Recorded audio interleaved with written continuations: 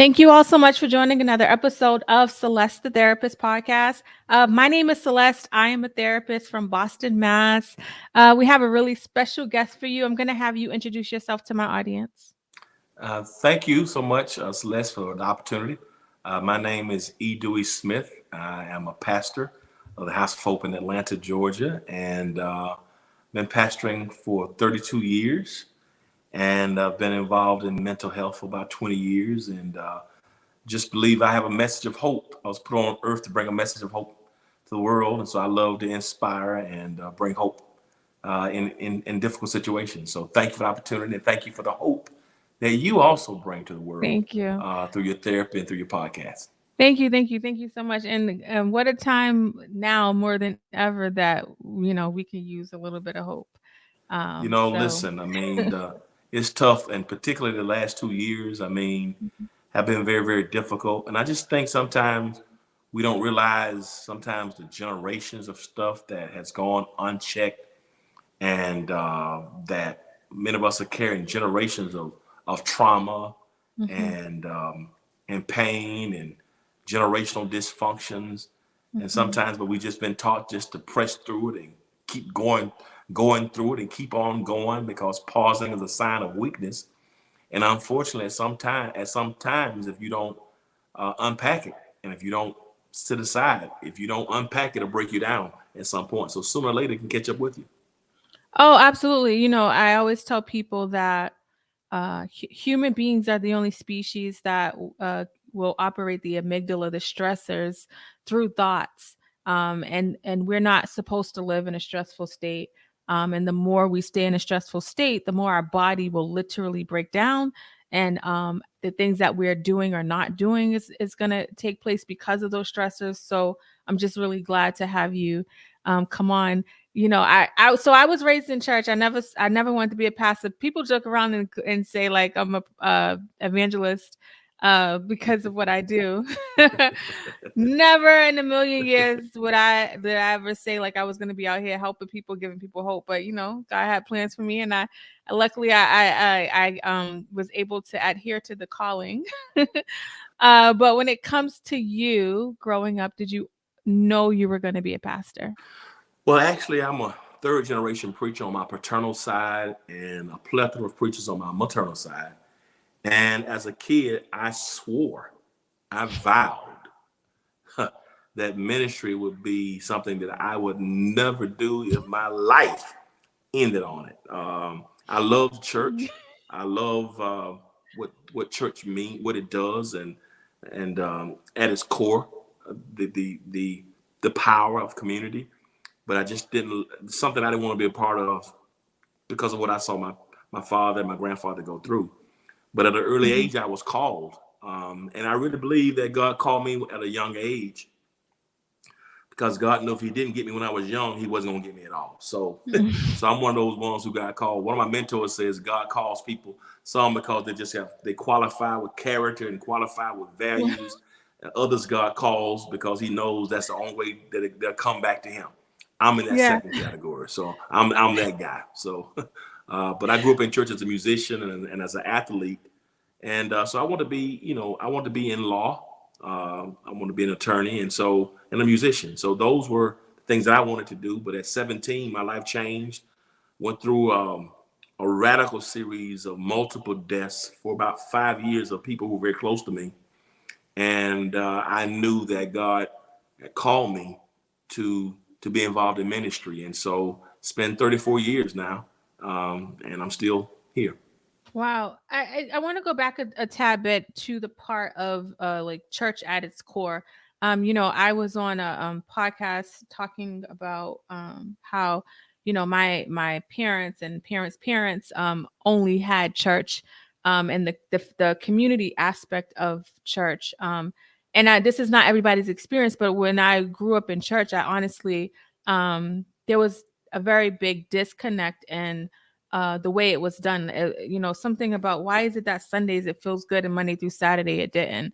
But luckily, like because of the environment and the practices in the Bible that I learned, a lot of the things I talk about actually are in the Bible, the stillness that you talk about, and not break it down, the community aspect. So there's functions of the way that, but I'm talking a lot about the Black church, but the way we operate, that really does provide value at its core. Why did you say at its core, Well, with you because I being think because we have to realize the nature of human beings, and because religion sometimes can incorporate theologies and doctrines that can be toxic. Mhm. I think a lot of times some of our westernized ideals of theology have been hurtful. Religion has been used and weaponized from the beginning of time. A lot of the wars and the division, if you think about in the world today, how many wars have started over religion? Mhm. Because often there's not an ethic of love and humanity. And so sometimes theology can be toxic. Sometimes the Mhm. way in which we relate to each other can be very hurtful. A lot of painful things have been done in the name of God. I don't think it's theology or the church that's the problem. It's the toxic and violent theologies and the way people have been, the Condition. pathologies that are in theology, unlearn people, and not from a premise of love, not from a Christocentric perspective. So while I do acknowledge there are a lot of harmful and toxic theologies that have to be rooted out. And I think we're now asking questions, and people are learning more, and Mhm. being able to see some of the historic nature and the causes of some of these things. But when you Mhm. think about the Black church for 400 years, what we've experienced and how the church has been a haven. When you think about the educational opportunities uh, that arose out of the church, the historically Black colleges and universities that were birthed Yeah. in the church, many of the businesses, the Underground Railroad to help people to find deliverance and healing, and just the helpful ways in which um, church and faith communities have been impactful.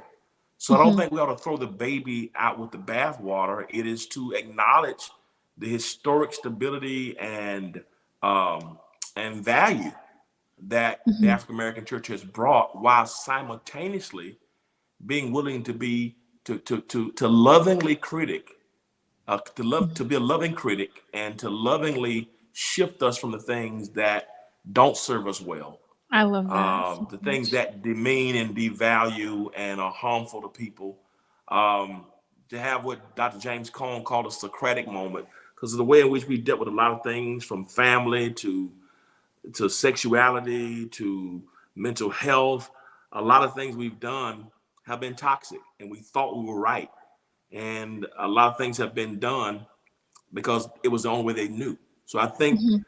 we have an opportunity now to really undergird and excavate those types of things to Absolutely. bring about the Imago Dei, where we see everybody as an image bearer. So when I talk about church at its core, I'm talking about community. I'm talking about uplift. I'm talking about a place of unconditional love, being a haven and a resource for education for those who can help to bring about, ideas of positive mental health, to bridge the gaps in those areas where we're lacking as African Americans. So at its core, Mhm. I think we can do both. I can love the Mhm. church and still not be blind to some of the issues that need evolution.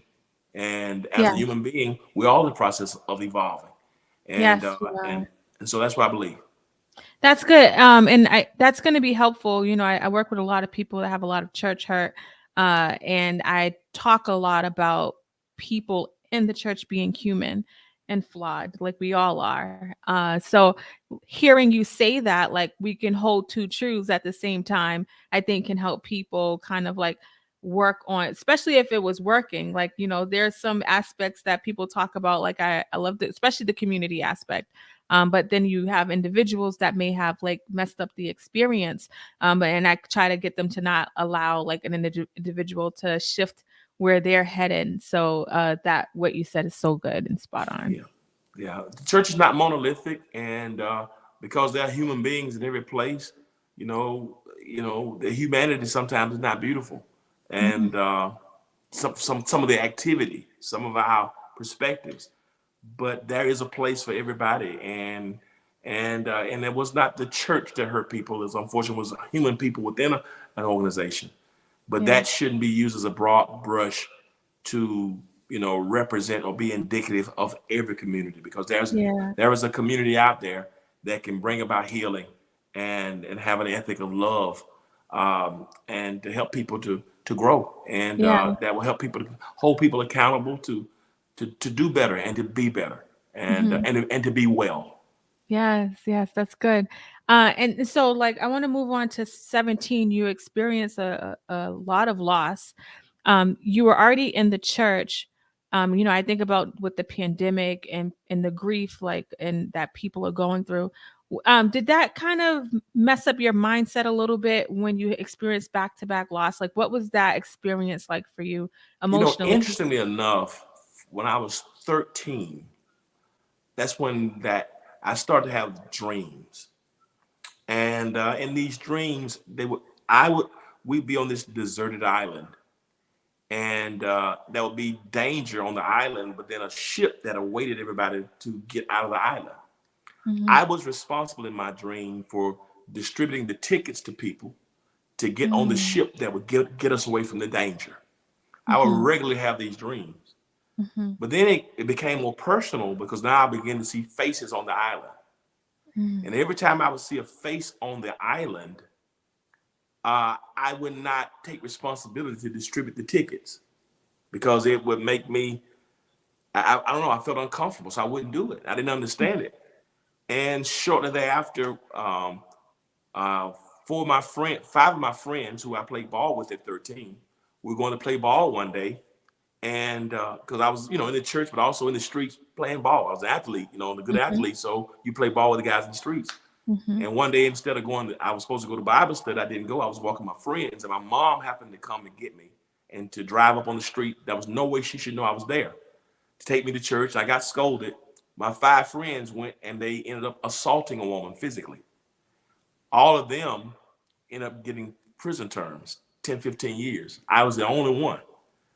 If my mom Mm. hadn't come to get me, but I had just had a dream about being on the island with all five of these guys. Um, the next year, when I was 15, two of my friends, one of which I played football with, went to a party, and he shot another friend on a college campus. I had a dream. I Mm. had the same dream about those guys 2 weeks earlier. Dang. One died. One went to prison for murder. So I had another series of dreams when I was 16. One guy, my next door neighbor, ended up shooting a guy at the skating rink. Had a dream about those guys. So it was the same dream that I dreamed for about 5 or 6 years. And then in April of my senior year of high school, had a dream on one night about three of my friends. Same dream again. I didn't give them the tickets. The next day, they all died in a car accident.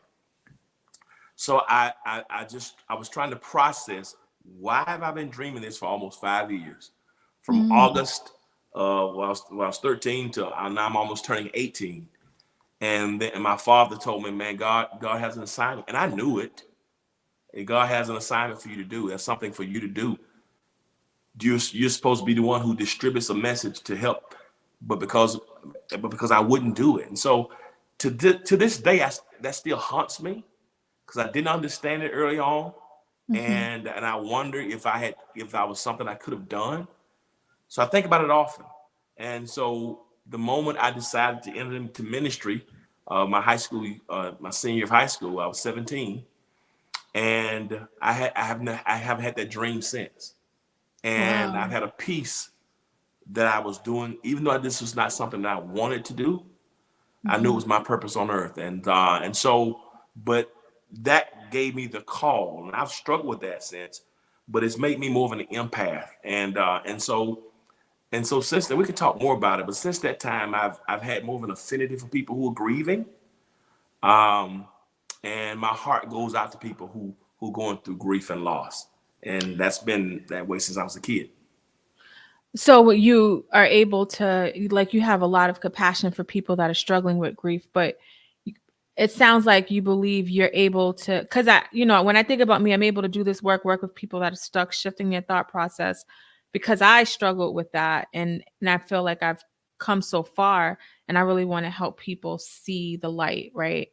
So are you saying that through your experiences, you feel like this is your calling, which is why you're able to, because that's a hard thing to do, to walk with people through grief, through any kind of like traumatic thing. It's really hard.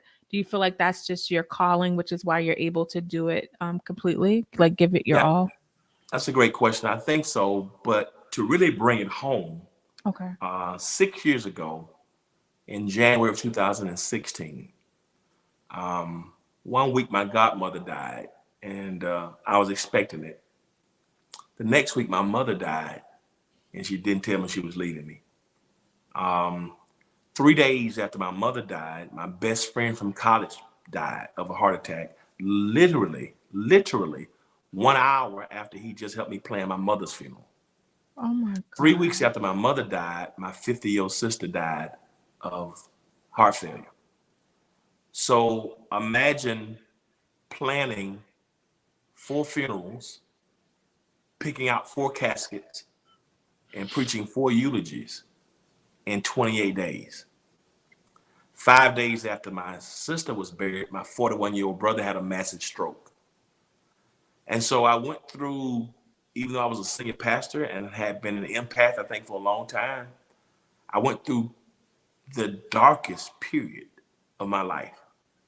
Um, I, Here I'm the man of faith, always the jovial one, always the one the comedic one who's going to try to see the light at the end of the tunnel, but I can't even get out of bed. Here I'm the man of faith who doesn't want to go to church. Here I'm the man who's preaching faith to others, but I'm wondering about what I'm preaching. So it got so bad that I just canceled all of my engagements. I get upwards of 1,000 opportunity engagements a year, invitations. I just canceled everything because I just couldn't. I didn't handle it well, and I had friends trying to send me holy scriptures. I said, I don't want holy scriptures. I want some Hennessy. I don't need a passage of scripture. Send me a bottle of Patron. And so I was just in a very, very dark place where Mother's Day crying, my mother's birthday, holidays, just broken like I've never been broken in my life. And so I went and got therapy for the first time and inevitably came to the conclusion, that grief is the price that I pay for love. And and now I think it's made me more compassionate, a better pastor, because even though I've always been an empath and been compassionate, now it's helped me to not just I was an advocate for mental health, you know, out of compassion and being an empath, and I've been a minister. But now I'm now for the first time I'm somebody who is in need of the medicine that I've been distributing. Where does the tow truck go when the tow truck needs to be towed? Right. And Andre Right. Nouwen called it a wounded healer. And Hmm. so now I found myself being the person who's not just advocating for mental health. And then one more thing. In 2013, I didn't say this earlier. In November 2013, one of my childhood friends, who's also a pastor, his name was Teddy Parker. He second Sunday of December, the second Sunday of November of 2013, he didn't go to church that Sunday. His family was waiting on him, and he put his suit on, Bible, and he put a gun to his head, and he killed himself on a Sunday morning. And that Saturday, I had to do the eulogy of my friend. And so that really kind of put me in this whole another posture. We started a counseling center at the church, but that put me on a trajectory for doing ministry for leaders. And Yeah. we had about 30 pastors who committed suicide since that time. And so I was advocating for them, helping them. But 3 years later, when my mother and my godmother and my best friend and my sister and all that happened, now I find myself being involved in it personally. So now I Mm. went from being the guy to help people, the guy who needs it. So now I'm a proponent for it myself because I think every person needs therapy. I think every individual needs therapy. So how do we normalize that? How do we bridge the gap between the faith community and the mental health community to let people know that sometimes you don't need a passage of scripture or hands laid on you. You might need a pill. You might need a sofa to sit down with, and that doesn't mean something's wrong with you. So Yeah. that's where I am. As as a black man, grew up in the South. Yes. So I think men in general, I talked about this before. Emotions are not something that's talked about. What to be in bed, not able to get up, because that's what depression will do to you, right? Over time. Um, how were you able to make the shift, giving the system you grew up in as a black man, to saying like I need support? Just in general for black people, I think it's hard. If it's prayer, we could do the prayer thing, but something outside of prayer, it's like we don't know about all that. What was that shift like for you? That's great. One day it was almost as if my mother. And I know this is weird, you know, and there are a lot of people who think differently, but it was like my mom came back and sat on my bed, Dang. and I could literally, like, audibly hear her voice and see her. She's like, "This is not how I raised you. Uh, I know you're in pain, but you had a purpose before I became your parent. Get your butt up because it's not how I raised you, and get back in the fight and get through this. You struggle to get through this." My mom, you know, I really garnered inspiration from her life. My mom had her first child at 14. Mm. You know, and she had three of us when she was teenagers. My older sisters and I. She was a kid herself. You know, put out of the church. You know, kicked out of school. You know, we talk about the mid-60s when my sisters were born. Forced to be in a marriage, a shotgun marriage to somebody she probably should never been married to, my father. But in spite of that, you know, she was the first one in her family to finish college. She graduated valedictorian from Dudley Wow. Hughes, which was the pregnant girls' school. You know, in an unhealthy marriage, she was able to go and get her her bachelor's degree and two other master's degrees, and spent Wow. the rest of her life trying to inspire teenage mothers. So when I looked at my mom's life, I was able to really gain strength to want to give a tribute to her life. Like, dude, man, if this woman can fight through all that she fought through and excel and have a heart of love and never was one to talk negatively about my father. Then I had two sons who, like, you know, didn't know how to interact with me, and so I just really, you know, God gave me a purpose, and it's okay. I had to get to the realization that if I don't feel something throughout all this trauma, something's wrong with me. Absolutely. So I think Absolutely. I had to change my perspective to know that it's okay for me to feel Yeah. this, and it's normal. It would be inhumane if I Yeah. didn't. Yeah. And I knew something had to change, and I really realized I had a purpose and I needed to get well.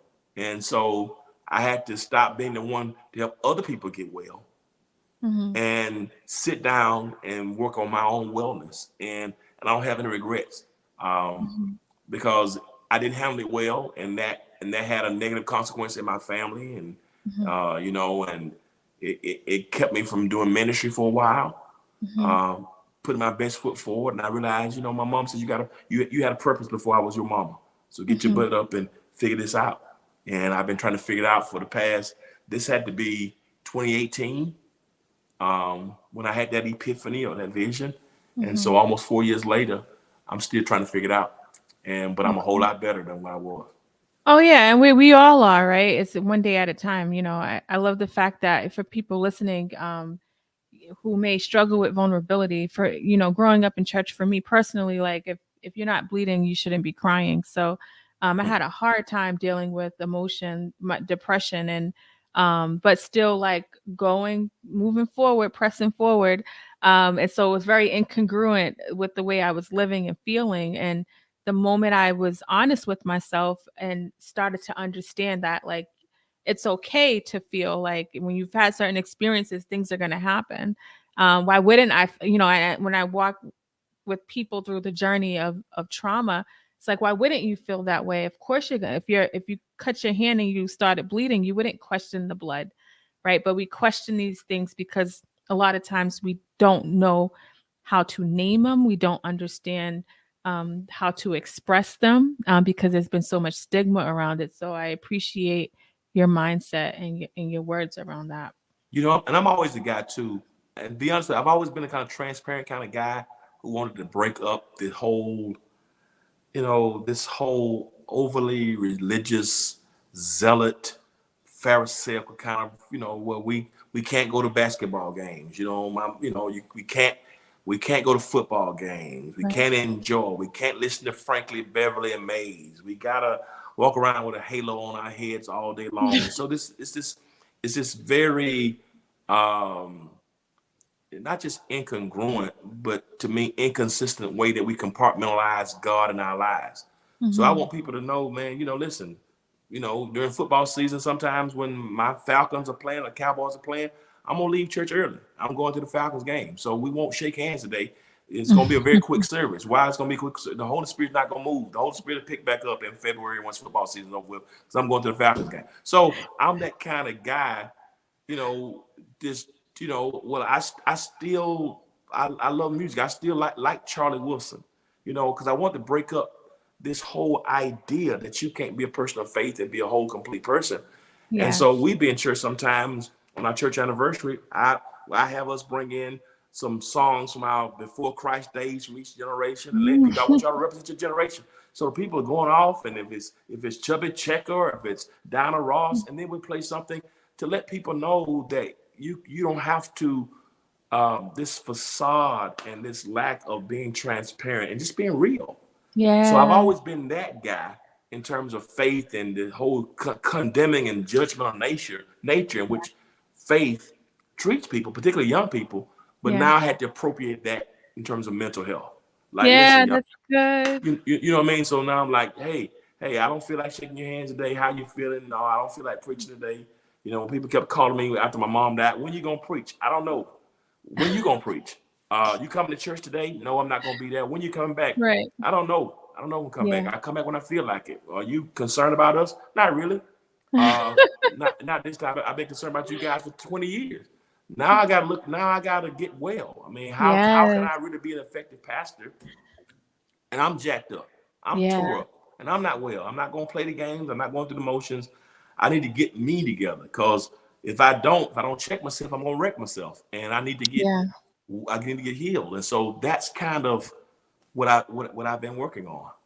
I want to say two things. First, what he's talking about, and I know I don't have a lot of pastors that listen, but I have parents, I have leaders in different capacities. Like, make sure you take care of yourself. The same thing that he said around like getting himself well. As a mom of four kids, a wife, and everything else that I do, like I prioritize my wellness because I know like if I break down, I can't help my family. So I wanted to say that part. And also you said the Holy Spirit ain't gonna move because Cowboys and Falcons are on, but he ain't gonna move period if you mention any of those teams. He Watch this stuff. God only loves the Patriots. That's Now all he know, you you being messy, and that's why Tom left, and that's why deflating footballs and Robert Kraft No. married a 20-year-old. So I had to say that because I just had to say that. Yeah, but for people, that are grew up in a system where you just kind of keep going, survive. It's interesting in America, we talk about success and tangible things, money, cars, relationships. And so many people have been climbing that ladder. I was on the trajectory to climb the ladder, get my master's, but not wanting to wake up, but just going through the motions.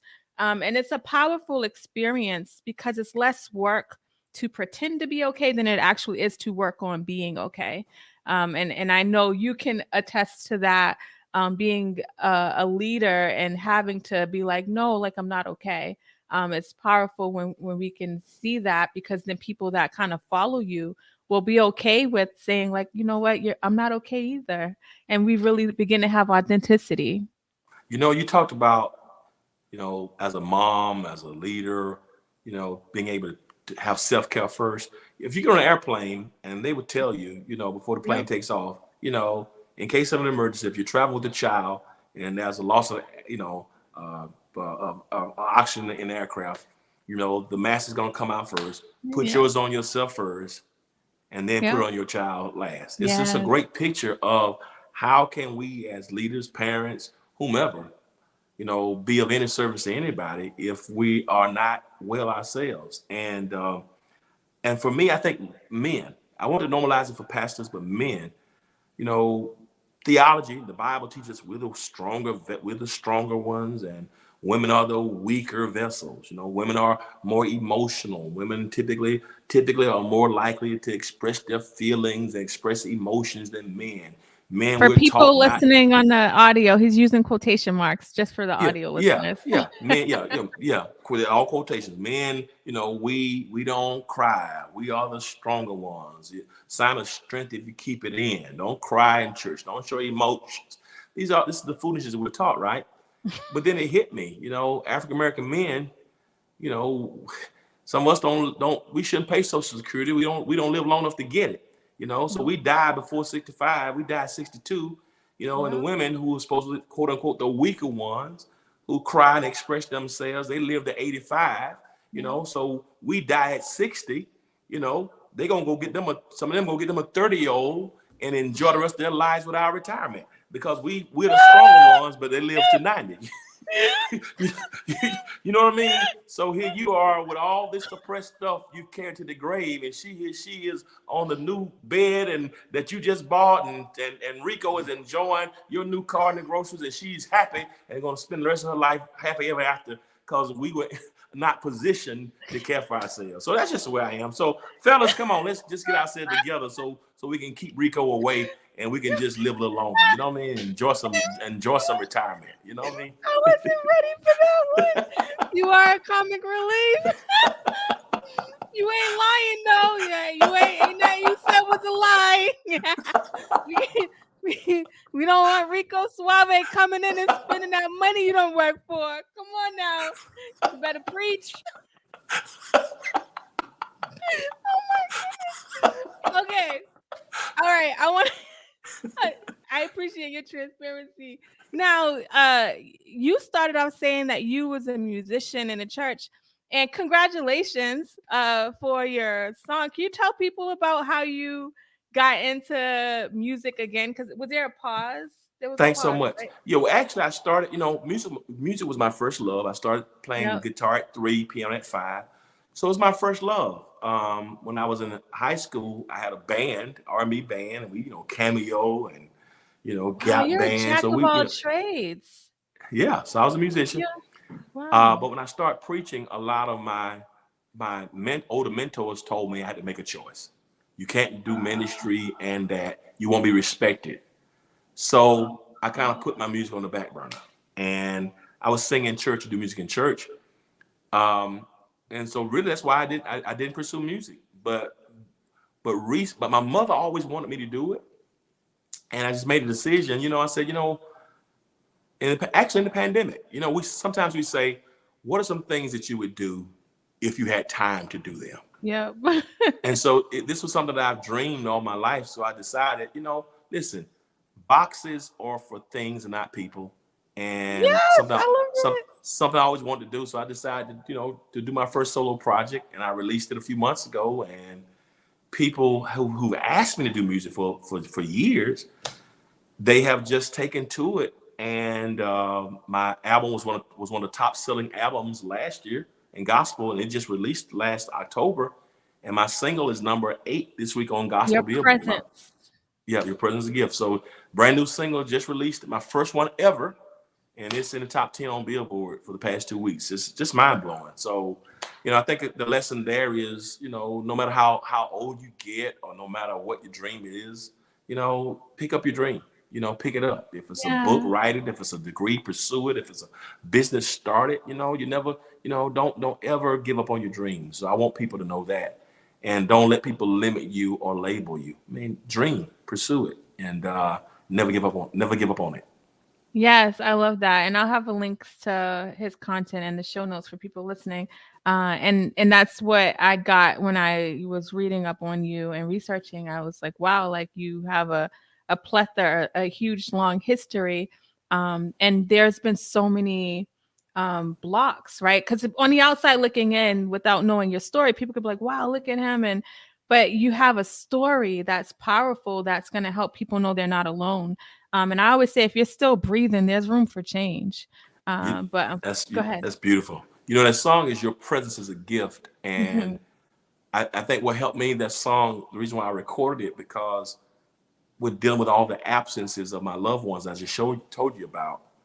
I Hmm. realized that I was kind of fixating over the absence of my mother and not appreciating God's presence.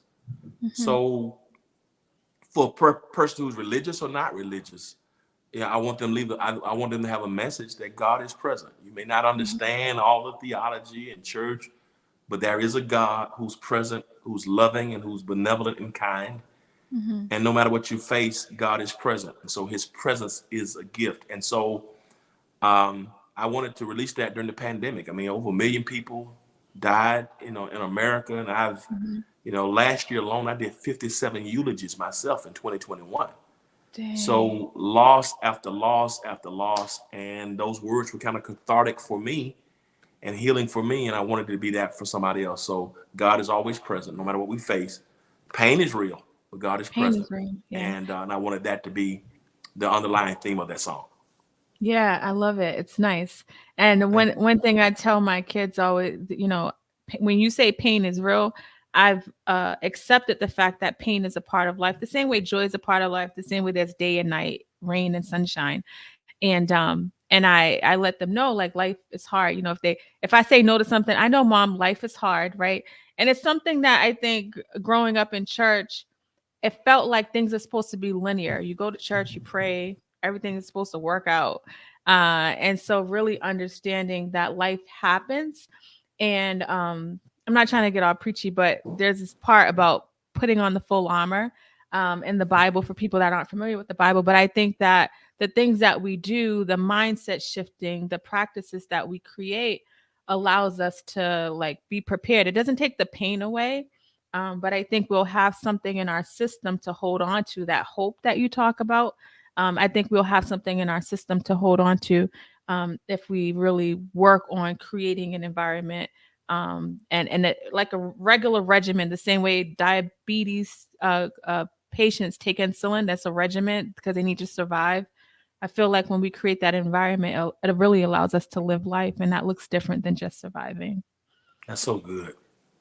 Um, I want you to, before you go, I want you to tell us about the Tabitha House. That's, you know, uh, I haven't had anybody come on and talk about sex trafficking, but when I read up on it, it's amazing what you're doing. You got your part in a lot of things, but tell Thanks so people about much. that. I've always been a guy who I've been a guy of outreach. I've since I was a kid. How do we get the message outside the doors of people, with to where the people are? And so that's been my mantra my whole life, actually. But in 2012, I was riding to the office one day, going to work, and I was listening to news radio, and they were talking about how a major human trafficking bust had taken place the night before in a place that's literally less than 3 miles behind our church. And Dang. and I was like, whoa. Later discovered that that was the fastest growing quadrant for human trafficking in the Western Hemisphere. So here we are, going to church, riding by this place all the time, not having any inclination that literally less than 3 miles from our church is the fastest growing quadrant for human trafficking. I was just kind of mortified because I thought I was aware of what's happening in the community. Right. And I heard of human trafficking kind of on the peripheral, but not really, from up close and personal. Then I discovered that Atlanta was one of the fastest growing cities in the nation for human Mm. trafficking. So I went and began to pray about it and kind of have some meditation and talk to our leaders. I'm like, maybe this is why we had moved to this community. We just moved to this community maybe 3 years early in 2009, and we came up with a vision called Tabithas House, which would be something to help eradicate um, human trafficking in our community. And so we started for young girls. Our aim was to provide clinical evaluations, detoxifications, um, to champion education so that these young women could become fully incomplete, healed women of God. So we started Tabithas House just from that idea, from that concept. We partnered with Stacey Abrams, who was one of my Spelman sisters when she was at. I went to Morehouse. She went to Spelman. Mhm. She was in the state legislature at the time and very active in community, and a few others. And the local law enforcement and even the governor of Georgia noticed our work and wanted to partner with us. And since that Wow. time, we now have a resource center that we own, and we now own 2 residences Wow, that's where we so house young girls awesome. between the ages of 11 and 16, and we provide them with food, clothing, and so we've been blessed to be on about 180 rescues of young women out of human trafficking, and Wow. we're working on another house, and right now we're also working on a house for boys in Georgia. Wow. Unfortunately, in Georgia, there's only space for 30 young girls who've been in human trafficking. That's state sponsored. There is no state sponsored facility for young boys. We don't hear a lot about the That's young boys who've been great. trafficked. Yeah. So we're working on that, and our community has just um, they've embraced it wholeheartedly, and our entire congregation has just bought into it, and we're just doing our part. Of course, it's a small part relative to the bigger scheme, but if we can help somebody, and we've been trying to do that, and we're just thankful for all the support, and the good vibes and well wishes that we've received, because it's really making a difference in helping us to eradicate human trafficking in some of our communities. Wow, that's awesome. I appreciate the work you do. Thank you.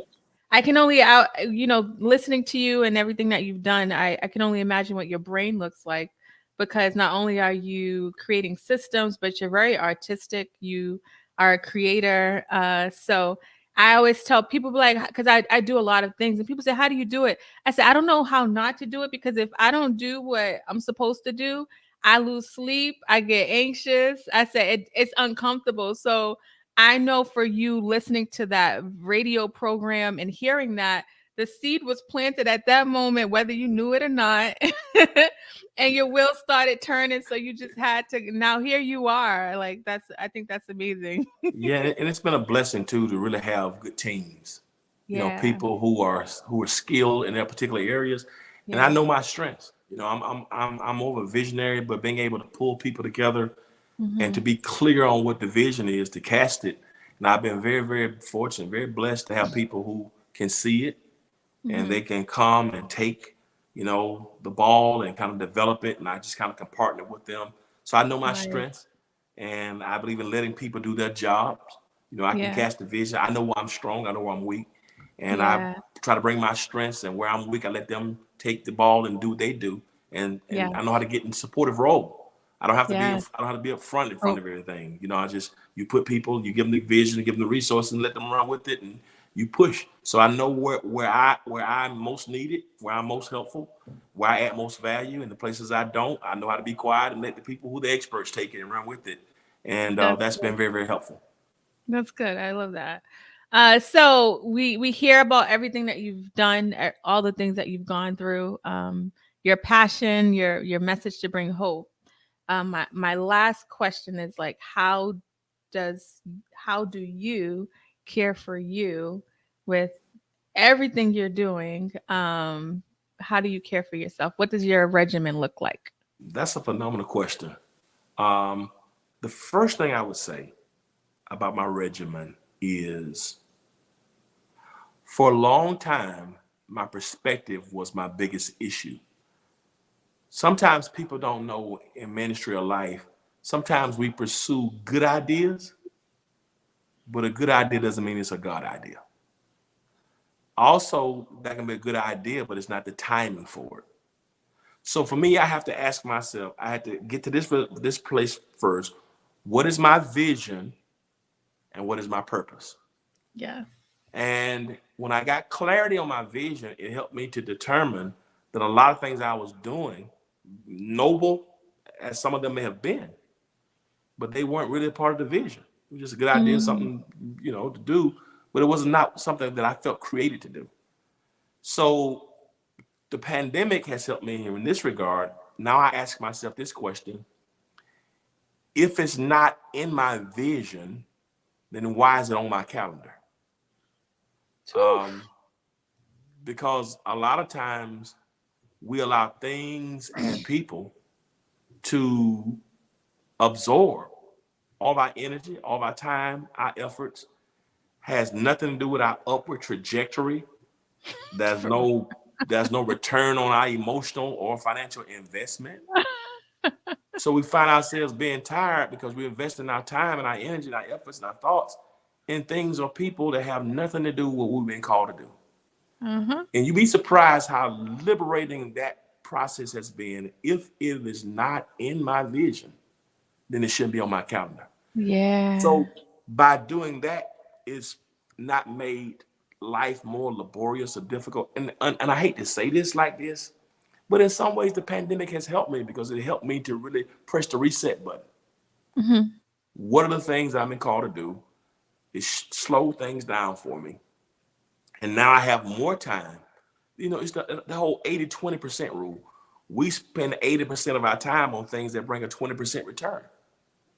And we wonder why. And that's not wise in any financial sense of the matter.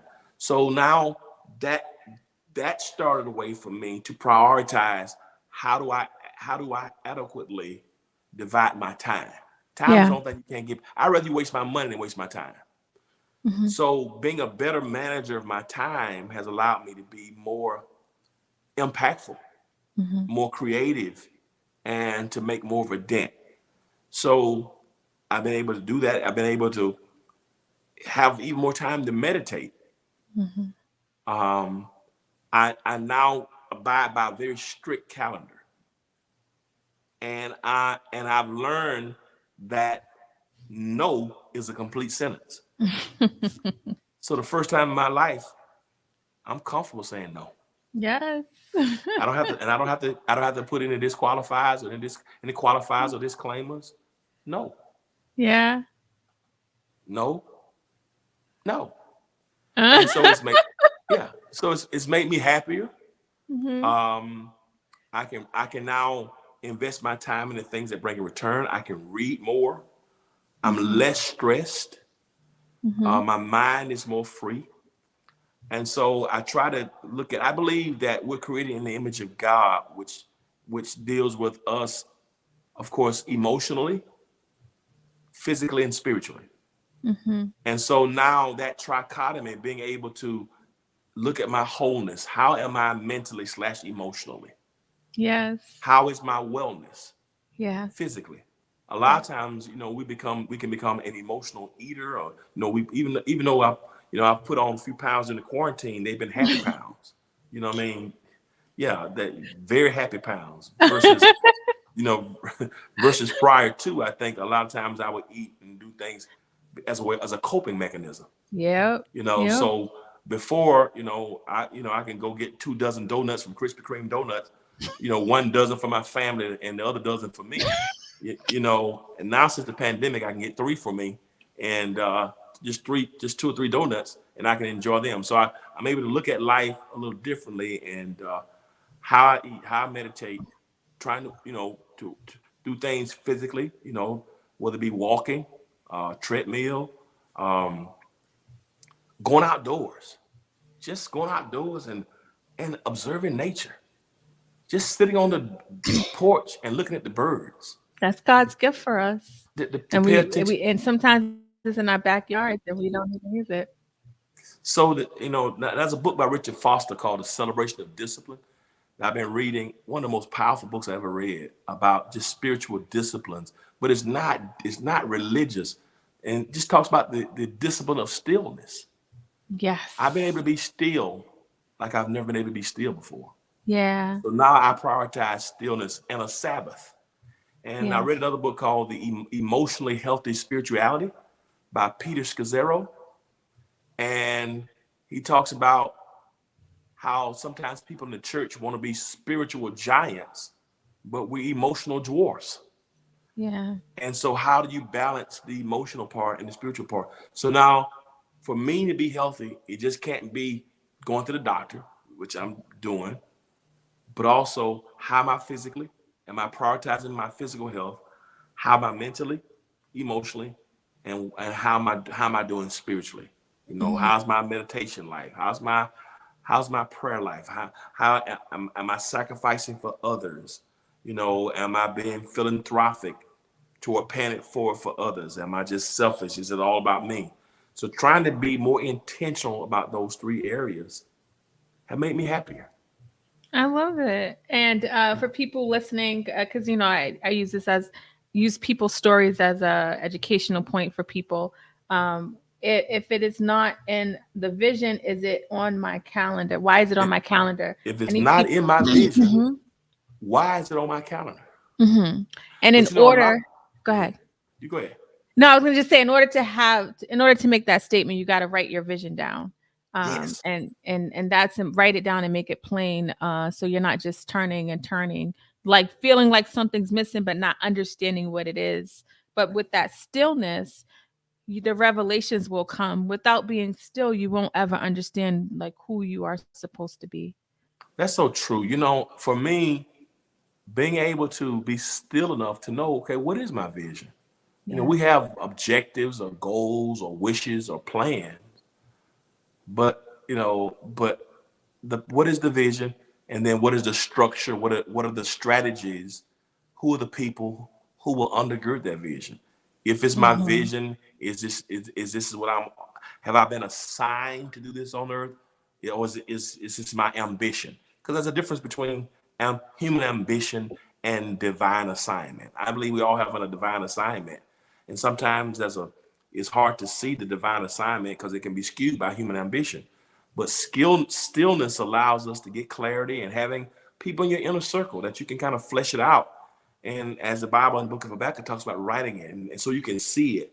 So that vision becomes the roadmap. It becomes the guide. So It really does. now I can think clearly about it and put it in places where I can see it on my window, my phone. So every day I remind myself, here's my roadmap.